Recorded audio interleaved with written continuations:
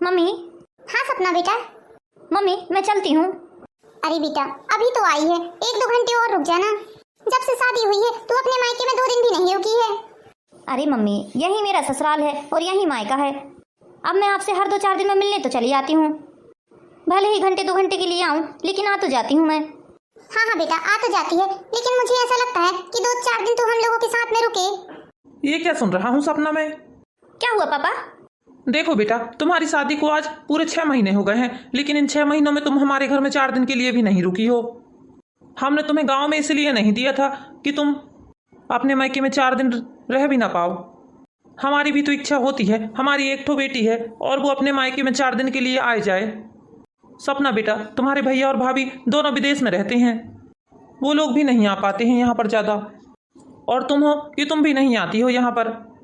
हम दोनों को तो मानो ऐसा लगने लगा है कि जैसे पूरा जीवन ही सूना हो गया है हमारे बच्चों के बिना। अरे पापा आप टेंशन मत लो, मैं नेक्स्ट टाइम जब भी आऊँगी 4 दिन के लिए जरूर आऊँगी। आने दो जमाई बाबू को, मैं खुद उनसे बात करूंगा। नहीं नहीं पापा आप बात मत करना, मैं खुद बात कर लूँगी। क्या बात है बेटा, तुम क्यों नहीं रुकती हो यहाँ? क्या तुम्हारे घर में कोई यहाँ पर रुकने के लिए मना करते हैं? अरे नहीं नहीं पापा ऐसी कोई बात नहीं है, मेरी मम्मी पापा और ये तो बहुत अच्छे हैं, कभी भी किसी चीज़ के लिए मना नहीं करते हैं।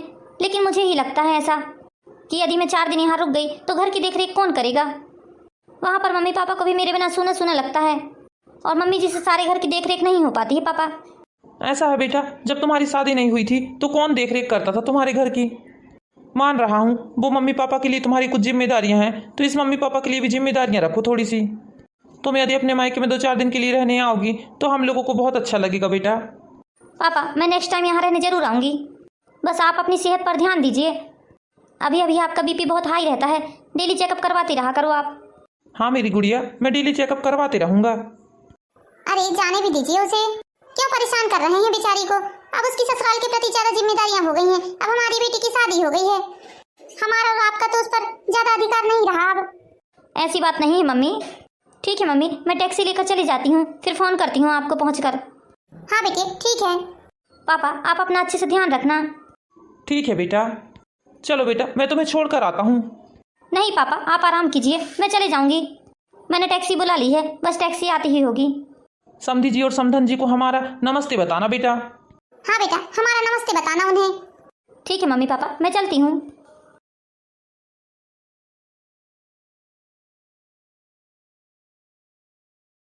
भगवान जरा एक कप चाय तो पिला दो। अजी जरा रुको, बहू आती ही होगी, बहू बना देगी चाय। आ गई बेटा सपना तुम? हाँ मम्मी जी आ गई मैं। और सुनाओ बेटा, घर में मम्मी पापा सब बढ़िया है ना? हाँ पापा जी, मम्मी और पापा दोनों ठीक हैं। अभी पापा ने कल ही चेकअप कराया था, बीपी हाई हो रही है पापा की। अरे ये तो बहुत दिक्कत वाली बात है, समधी जी से बोलना अच्छे से इलाज करवाएंगे। हाँ हाँ बेटा बीपी हाई होना अच्छी बात नहीं है। हाँ मम्मी वही तो, एक तो बेचारों की देखभाल करने वाला भी कोई नहीं है, तुम्हारे भैया भाभी भी विदेश में रहते हैं, और तुम पहले थी उनकी देखभाल करने के लिए, तो तुम्हारी भी शादी हो गई है। हाँ मम्मी, मम्मी अकेले परेशान हो जाती हैं कभी कभी तो। अब मम्मी बेचारी अकेले कहाँ कहाँ जाएंगी, कभी कभी पापा को अर्जेंट में डॉक्टर के पास ले जाना पड़ता है, तुरंत मम्मी टैक्सी करती हैं फिर। हाँ बेटा ये तो दिक्कत वाली बात है ना, अब इस उम्र में समधी समधन जी कहाँ दौड़ भाग कर पाएंगे। हाँ मम्मी बहुत टेंशन होती है मुझे मम्मी पापा की। जाओ बेटा अपने पापा जी के लिए 1 कप चाय बना दो जरा। हाँ मम्मी जी। सच में जी भगवान ने तो बहू हमें 1 नंबर दी है। हाँ हाँ भाग्यवान, तुम सही बोल रही हो। लीजिए पापा जी आपकी चाय बन गई। हाँ लाओ बेटा, जब तक चाय नहीं पियो जब तक मूड फ्रेश नहीं होता है। हाँ पापा जी आप सही बोल रहे हो। है ना भाग्यवान? अब मुझे तो शुगर है जी, मैं तो चाय पीना कई सालों से छोड़ दी हूँ, इसलिए मैं चाय के बारे में ज्यादा नहीं बता सकती आपको। मम्मी जी आज खाने में क्या बनाना है? बेटा गोभी आलू की सब्जी बना लो। ठीक है मम्मी जी। अरे बेटा आ गए तुम ऑफिस से? हाँ मम्मी। सपना आ गई क्या मम्मी? हाँ बेटा सपना अभी ही आई है, आधा घंटा हुआ है। सपना जी आई, आ गए आप? हाँ सपना मैं आ गया, मेरे लिए कॉफी बना दो। हाँ जी बस ला रही हूँ, ये लीजिए आपकी कॉफी। सपना मम्मी पापा सब ठीक है ना? हाँ जी सब बढ़िया हैं। सपना बेटा कहाँ गई तुम?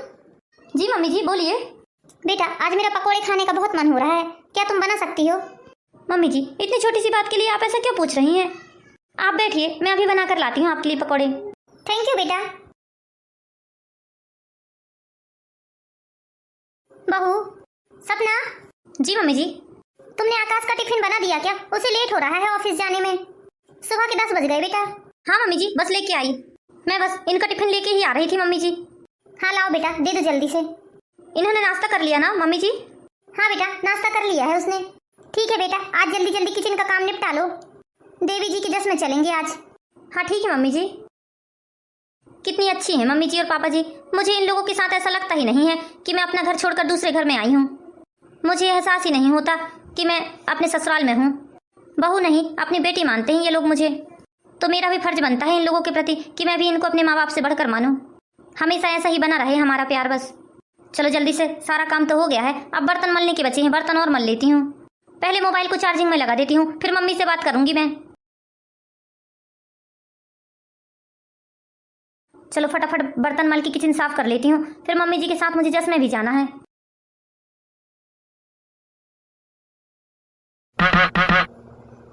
किसका फोन आ रहा है इतनी देर से? हेलो बेटा, बोलो। मम्मी, सपना कहाँ है? मैं इतनी देर से सपना को फोन लगा रहा हूँ। सपना किचन में ही है बेटा, काम करती होगी। मम्मी, उसके मायके वालों ने 8-10 बार फोन लगा लिया है उसका, लेकिन वो फोन नहीं उठा रही है। और मैं भी कब से ट्राई कर रहा हूँ तो फोन नहीं उठा रही है। अरे उसके मम्मी पापा ने इतने बार फोन क्यों लगाया, क्या बात है? मम्मी, उसके पापा को हार्ट अटैक आया है। क्या बात कर रहे हो बेटा तुम? हाँ मम्मी, वो हॉस्पिटल में एडमिट है। आप जल्दी से बता दीजिए सपना को, वो पहुंच जाएगी हॉस्पिटल। मैं भी पहुंचता हूँ यहाँ से। हाँ ठीक है बेटा, फोन रखो तुम। सपना बेटा, सपना, सपना, सपना बेटा जल्दी आओ। हाँ मम्मी जी, क्या हुआ? अरे सपना, तुम फोन क्यों नहीं उठा रही हो? आकाश कब से फोन लगा रहा है और तुम्हारे मायके से भी बहुत बार फोन आ चुका है।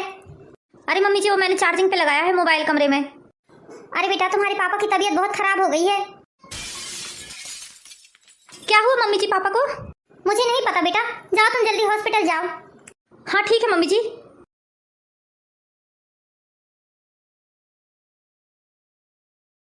मम्मी, मम्मी पापा की तबीयत कैसी है अब? क्या हुआ मम्मी, आप रो क्यों रहे हो? बोलिए ना मम्मी प्लीज। मम्मी कुछ तो बोलिए, आप चुप क्यों हो? बेटा, तुम्हारे पापा नहीं रहे इस दुनिया में। ये क्या बोल रही है मम्मी आप? हाँ बेटा, ये सच है। लेकिन मम्मी अभी कल ही तो मैं पापा से मिलके आई हूँ ना। बेटा, आज सुबह तुम्हारे पापा को अटैक आ गया था और समय से हॉस्पिटल ना पहुंच पाने के कारण पापा ने रास्ते में ही दम तोड़ दिया। तुम्हें भी बहुत फोन लगाया बेटा मैंने, लेकिन तुमने फोन नहीं उठाया। मम्मी, मेरा फोन चार्ज में लगा था इसलिए मैंने फोन नहीं उठा पाया। आपने भैया को फोन लगाया मम्मी? हाँ बेटा, तुम्हारे भैया और भाभी आ रहे हैं। विदेश से आने में उन्हें कम से कम 5 घंटे लगेंगे फ्लाइट से। मम्मी, सपना, तू आ गया बेटा। भैया पापा अब इस दुनिया से जा चुके हैं। चलो माँ, घर जाएंगे, पापा की बॉडी मिलने वाली है। बहू कहाँ है बेटा?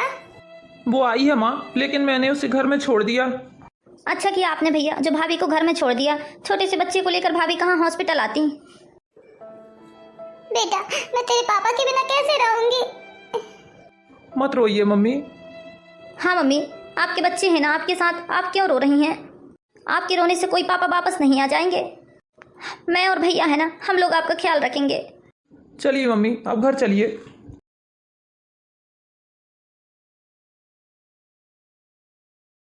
मम्मी, अरे मम्मी तो सो गई।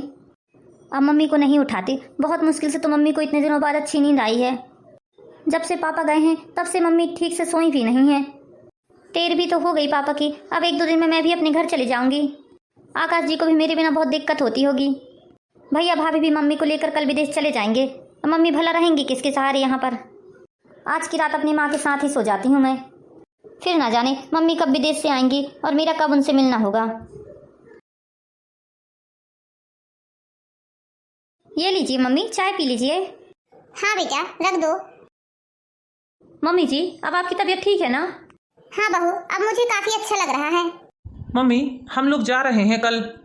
भैया, हम लोग का मतलब क्या है? अरे सपना, हम लोग यानी मैं और तुम्हारी भाभी और मुन्ना, हम तीनों जा रहे हैं वापस विदेश। तो भैया, क्या माँ आपके साथ नहीं जाएंगी? कैसी बातें करती हो सपना तुम?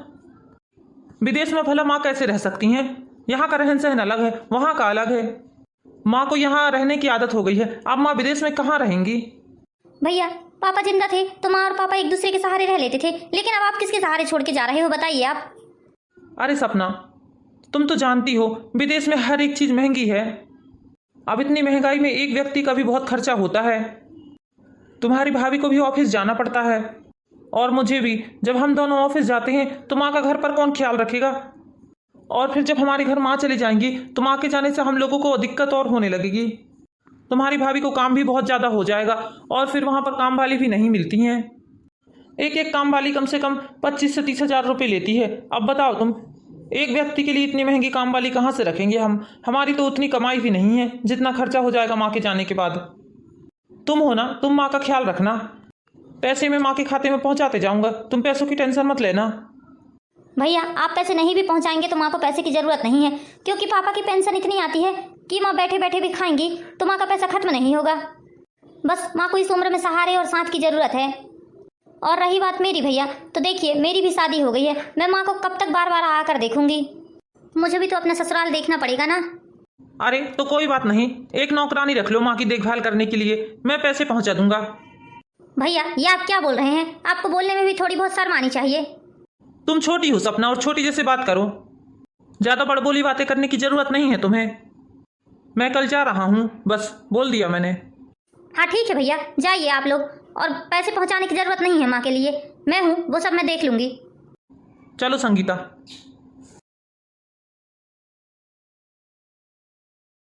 सुना माँ आपने भैया की बातों को?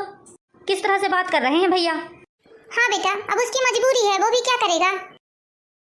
ऐसी कोई मजबूरी नहीं है मम्मी, जैसा वो बता रहे हैं। सबसे बड़ी बात तो यह है कि वो आपको ले जाना ही नहीं चाहते हैं वहाँ पर। मम्मी आप एक काम करिए, मेरे साथ चलिए आप मेरे घर। नहीं नहीं बेटा, मैं तुम्हारे साथ नहीं जा सकती, मैं बेटी के ससुराल में बिल्कुल भी नहीं रह सकती। मम्मी मैं ये सब नहीं जानती, आप मेरे साथ चल रही हूँ बस। मैं आपको अकेले नहीं छोड़ सकती, क्योंकि अब तो आपकी भी तबीयत खराब रहने लगी पापा के जाने के बाद। अरे बेटा मैं रह लूंगी, तू टेंशन मत ले। तेरे ससुराल वाले क्या सोचेंगे मेरे बारे में? तेरा भी भरा पूरा घर है, तेरी अच्छी वाली गृहस्थी चल रही है, कहीं ऐसा ना हो कि मेरे जाने के बाद तेरे घर में कलेश होने लगे। अरे मम्मी ऐसा कुछ भी नहीं है, मेरे सास ससुर और आकाश जी बहुत अच्छे हैं, वो आपको कभी ऐसा महसूस नहीं होने देंगे कि आप बेटी की ससुराल में रह रही हो। देख बेटा तू ज्यादा जिद मत कर, मैं यहाँ बहुत अच्छे से रहूंगी। और फिर तू तो इसी शहर में रहती है ना, तू आते रहना मुझे 2-4 दिन में देखने। मम्मी मुझे यहाँ आने जाने में बहुत दिक्कत होती है, अब 2-4 दिन में कैसे आ जाऊंगी मैं? हफ्ते महीने भर की बात अलग होती है। आप यहाँ रहेंगी मम्मी तो मेरा दिल दिमाग घर में नहीं लगेगा। और वैसे भी देखिए मेरी एक लापरवाही से पापा की जान चली गई। नहीं बेटा तुमने क्या लापरवाही की है? मम्मी यदि मैं समय से फोन उठा लेती आपका तो शायद जल्दी हॉस्पिटल ले जा लेती पापा को और पापा की जान बच जाती। अरे नहीं बेटा ऐसी बात नहीं है, ऊपर वाले ने जो हमारी किस्मत में लिख दिया है वह तो होके ही रहता है। तू अपने आप को दोष बिल्कुल भी मत दे बेटी। मम्मी मैंने पापा को तो खो दिया है, लेकिन मैं आपको नहीं खो सकती। आप मेरे साथ चल रही हो बस, मैं और कुछ नहीं सुनूंगी। कल आप मेरे साथ चल रही हैं मम्मी बस। ठीक है बेटा चलूंगी। हे भगवान, तूने मुझे ऐसे दिन क्यों दिखा दिया? इनके साथ साथ मुझे भी ले जा लेता अपने साथ। बेटा होते हुए मुझे बेटी के ससुराल में रहना पड़ेगा, लोग क्या सोचेंगे मेरे बारे में? भगवान मुझे तो अपने बेटी की घर परिवार की चिंता है, कहीं ऐसा ना हो कि मेरे जाने के बाद उसकी जिंदगी में कलह होने लगे। मैं यहीं अकेले रह जाती तो अच्छा रहता, लेकिन बेटी की जिद के आगे मैं मजबूर हूँ।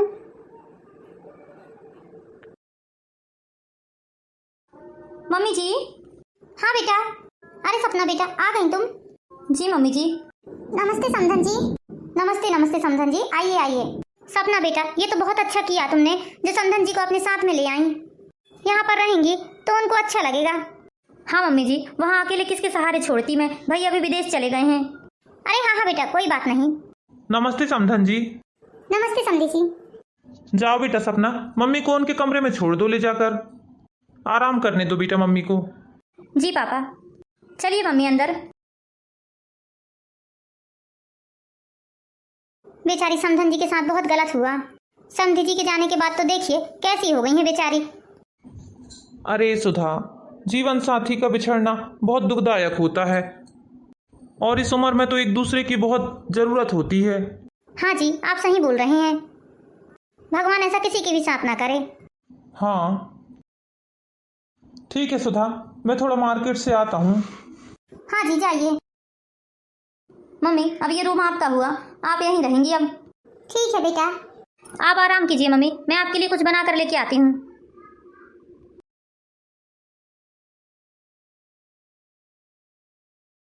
समधन जी, आपको किसी भी चीज की जरूरत हो तो बेझिझक बोल दीजिएगा मुझे। इसे अपना ही घर समझिएगा, बिल्कुल भी किसी चीज के लिए हिचकिचाइएगा मत आप। चलिए अब हम खाना खा लेते हैं। जी समधन जी।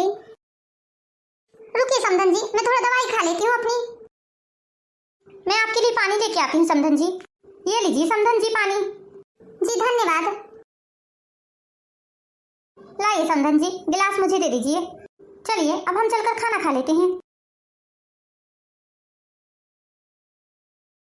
और इस तरह सपना की माँ को अपनी बेटी के घर में रहते रहते पूरा 1 महीना बीत चुका था।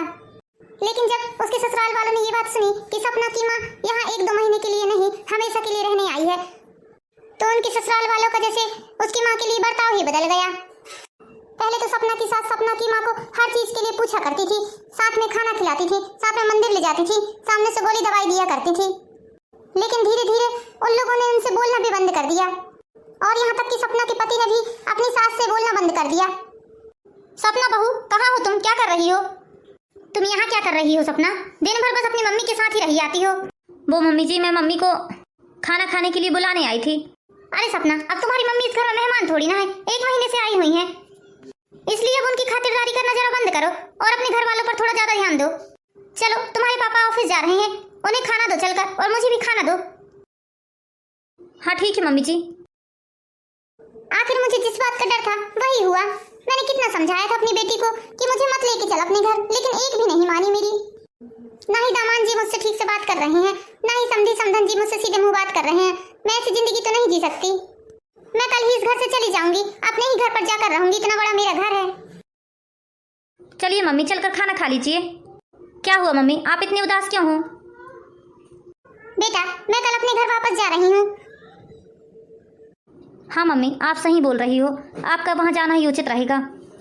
आप सही बोल रहे थे, मैंने शायद इस घर के लोगों को समझने में थोड़ी गलती कर दी। इस घर के लोग जो आपके साथ बर्ताव कर रहे हैं वो मुझे बिल्कुल भी नहीं देखा जा रहा है। हम कल ही अपने घर चलेंगे मम्मी। चलिए मम्मी। अरे मम्मी जी, क्यों जा रही हैं आप? रुकिए 2-4 दिन और। आकाश जी, ये फॉर्मेलिटी निभाना बंद कीजिए अब आप। चलिए माँ, आप सामने चलिए, मैं आती हूँ। समधन जी, और 2-4 दिन रुक जाती। नहीं जी, मुझे अपना घर भी देखना है। मेरे इतने बड़े घर में ताला पड़ा है, जाकर देखती हूँ। घर को भी देखना पड़ेगा थोड़ा। चलिए मम्मी, आप सामने, मैं आती हूँ थोड़ा। ठीक है समधन जी, नमस्ते। समधी जी नमस्ते। जी नमस्ते नमस्ते। सपना बेटा, अपनी मम्मी को अच्छे से पहुंचा कर आ जाना। मम्मी जी, इन सब बातों की चिंता आप मत कीजिए, वो मेरी माँ है, मैं अच्छे से देख लूंगी कि मुझे उन्हें कैसे पहुंचाना है। ये कैसी बातें कर रही हो बहू तुम मेरी माँ से किस तरह से बात कर रही हो सपना? अच्छा, मैं आज तुम्हारी माँ से इस तरह से बात कर रही हूँ तो तुम्हें कितना दुख हुआ? और जब तुम लोग मेरी माँ के साथ इतना गंदा व्यवहार कर रहे थे, जब तुम लोगों ने तो कुछ नहीं बोला। ऐसा है सपना, कोई भी व्यक्ति दूसरों के घर में 1-2 दिन के लिए अच्छा लगता है।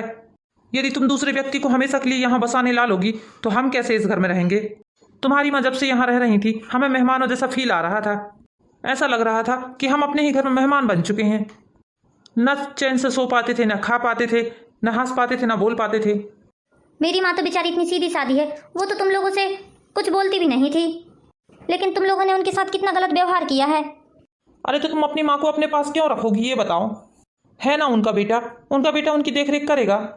क्यों? जिसके बेटे होते हैं वही देख रेख करते हैं क्या? बेटियां देख रेख नहीं कर सकती अपने माँ बाप की? आकाश जी, आप एक काम करो, आप अपने माँ बाप का ध्यान रखो, मैं अपनी माँ का ध्यान रखूंगी। अब मैं जा रही हूँ इस घर से। बेटा, तुम्हें आए हुए पूरे 2 घंटे हो गए हैं, अब तुम चले जाओ अपने घर। बेटा, मैं तुम्हारी मौसी की बेटी को यहाँ बुला लेती हूँ, वो मेरी बहुत अच्छे से देख रेख करेगी और उसकी पढ़ाई लिखाई भी यहाँ से बहुत अच्छे से हो जाएगी। गांव में उसे इतनी अच्छी शिक्षा नहीं मिल पाती है। मम्मी जी, सपना। अरे जमाई बाबू आप, मैं अभी सपना को भेज ही रही थी। मेरे और मेरे मम्मी पापा के द्वारा जो व्यवहार आपके साथ किया गया है उसके लिए मैं आपसे क्षमा मांगता हूँ।